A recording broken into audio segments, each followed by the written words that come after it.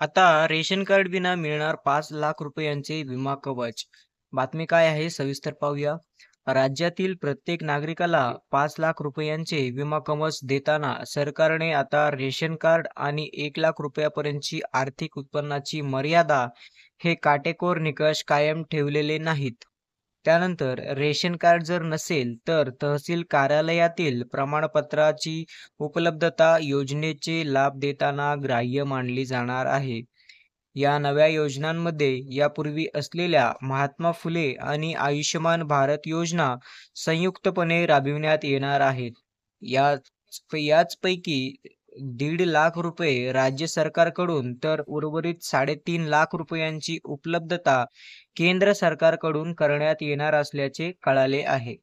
महाराष्ट्रातील 12.5 कोटी लाभार्थ्यांना या नव्या वैद्यकीय विमा योजनेचा लाभ देताना राज्याबाहेरील अपघातग्रस्त तरुणांनाही यामध्ये दिलासा देण्यात आला आहे.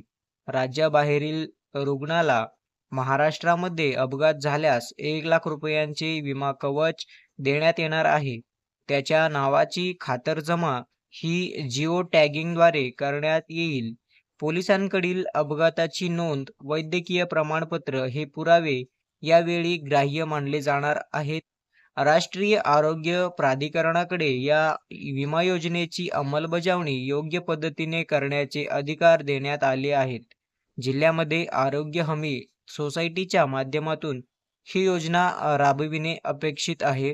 6 वर्षाखालील मुलांचे नाव रेशन कार्डवर नसेल तर त्यांच्या पालकांचे नाव, बाळाच्या जन्माच्या प्रमाणित रुग्णालयातील दाखला या बाबी योजनेचा लाभ देताना ग्राह्य मानल्या जाणार आहेत.